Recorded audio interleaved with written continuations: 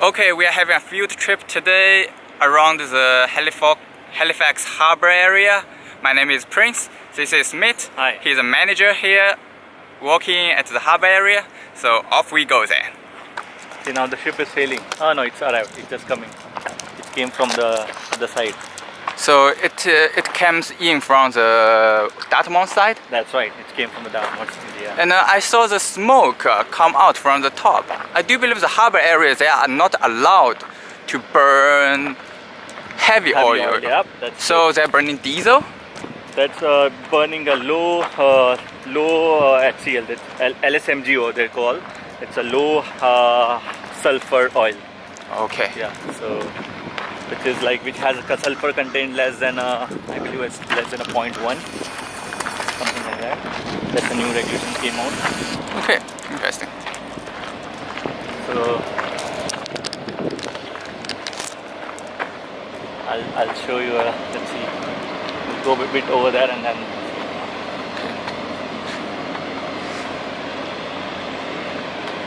I feel it's a little bit more busy during this season slightly because I saw more containers actually outside there, both front and rear. They have more containers compared with like April or something like that. Oh yeah, definitely, yeah.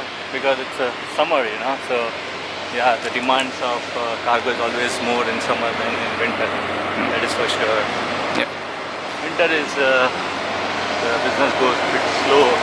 There are many reasons, the thing is like first is snowing, and the transportation is less, crew is less, you won't find the guys.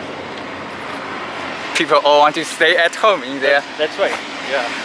And it's very difficult for them to drive around, it's snowing, port is closed. Will you ever encounter that problem like sometimes when you go to a port, then the port somehow gets frozen? Like if you go north in Newfoundland areas, it might be frozen, then you need to use icebreakers. It's pretty much, it's happened, it's in a, if you go in a St. Lawrence River or in a river port, but this is the Atlantic port, it's a Atlantic port, it normally doesn't get froze because salt water port never get lower freezing point. That's right, it's very cool. Plus, this ocean is always moving, never get a spill. Yes. The waves and Yeah. see, this is yard gantry. It's called yard gantry. This is called what? Yeah. This is called RTG. It's a rubber tire gantry. Okay, rubber tire gantry. Yeah. So this is to stays in a one place. It goes in a one direction. Yeah. If you want to change directions, then you turn the wheel. But normally it stays in a one row. Okay. This is a one row. So So they grab the containers and going that way, right? No, it's grab the container. It can come, move, and grab the container and put it on the chassis of that truck. Okay. The truck drive around here. Yeah. And they put it on a chassis. Okay. So truck drivers drive through this area? Yep. They stand over there. Okay. And the operator just go from the top. See the cabin, small cabin. Yes. Yeah. He just comes and grab the container and put it back on the. So they go through this cabin and then they control the. Yeah. You see the cabin and then that's a spreader. That's called spreader. Okay. Which can spread, which has locks which grab the container. Yeah. You might see somewhere here somebody's. By the way, this is a reefer container. This is a refrigerator container. It has a plug. This is a reefer plug. Okay, at the steel frame. Yeah. So all the containers are refrigerated or chilled. Yeah, chilled. Yeah. Huh, interesting. I saw them have the fans, the mechanism on it. So I think they have the cooling unit built in. But I do not know how they plug in. So now I know. Yeah, that's right. So no, if you want to transfer this container by a truck, then they have a small genset. You see the clip on the blue one, the blue genset. The blue on the right hand side. You see the right hand side, the second container. Oh, that one. Yeah, the blue one. Yeah. So that's what they call a genset. Yeah. So they just clipped it, and it's a diesel operated, and it can last for say 7 days. Okay. Yeah, Oh, so it has a diesel operator in Yeah. the. Yeah, Wait. that's right. How about the fuel? Does they take the fuel from the truck, or they take the fuel? No, from the diesel. It has a diesel tank. Oh, okay, so it has a diesel tank built in. Yeah, it's an inbuilt diesel tank. Yeah. I'm starting to thinking if they can replace the diesel Oh yeah. area use a battery packs, then. Oh, but I don't know whether it's profitable for them or no. I mean, this is Yeah. probably much more cheaper than using the electrical one. I don't know. Even I don't know. That's For operation, I think it will be cheaper because all you need then is Always, electricity. yeah. Yeah, But how about the capital cost? that is the thing. And I think that's an interesting story. If Tesla comes out with the electric semi, Yeah. then they can plug into the car's battery Oh, pack. yeah. And you see, this is called genset. This is the big one.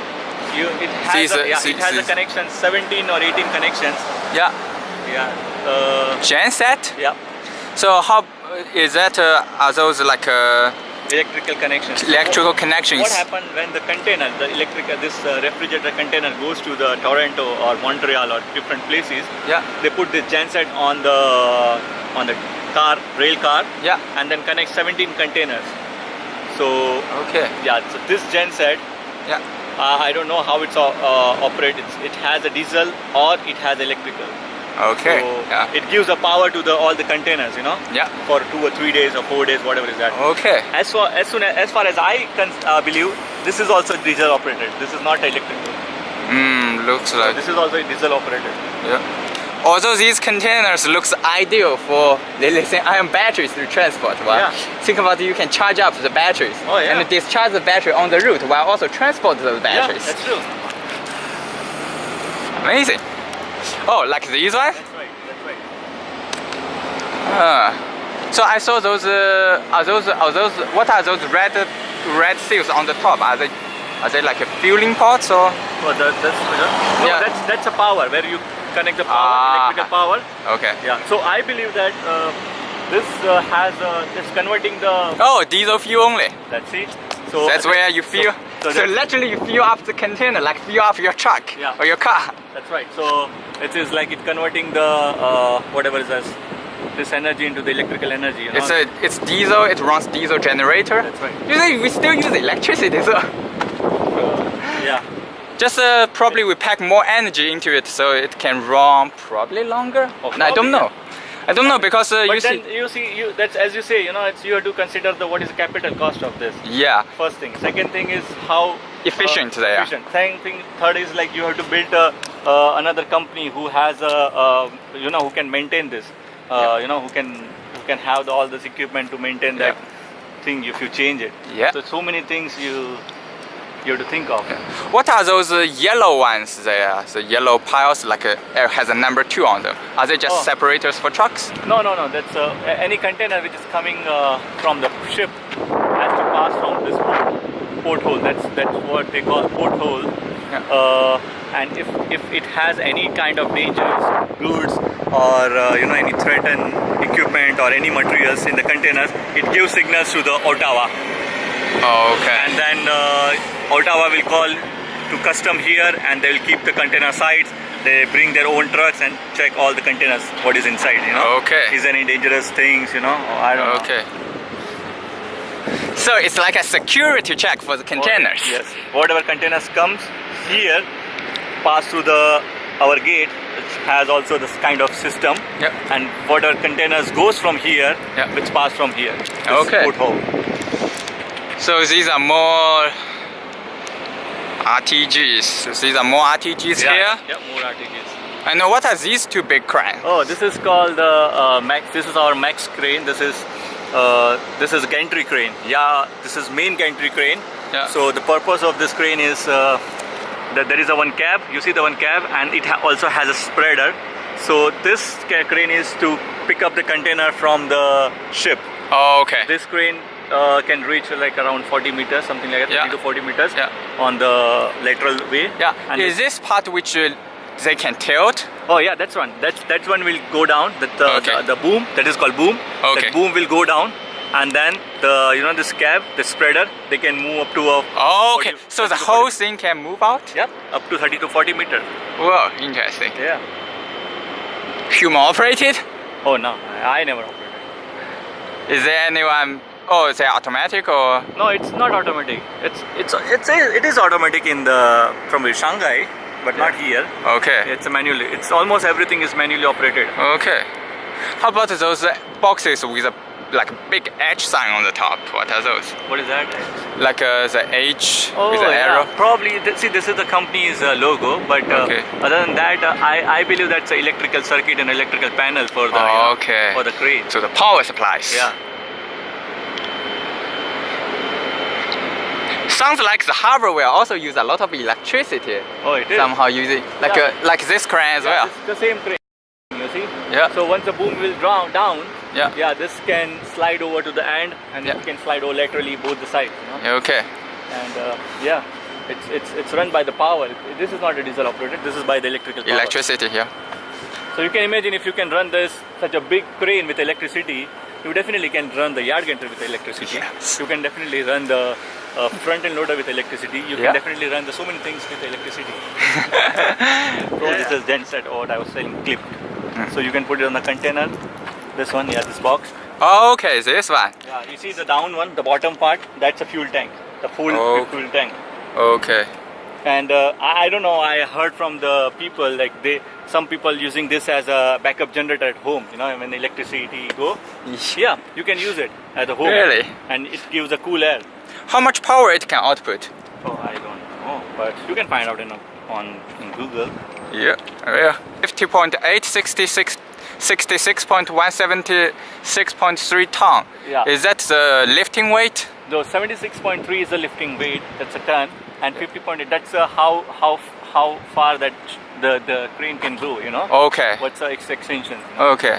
How far that can reach. So usually what happens when let me explain you how the process work here. So when ships arrive here, say container ships comes, you get berth here, like starboard side alongside.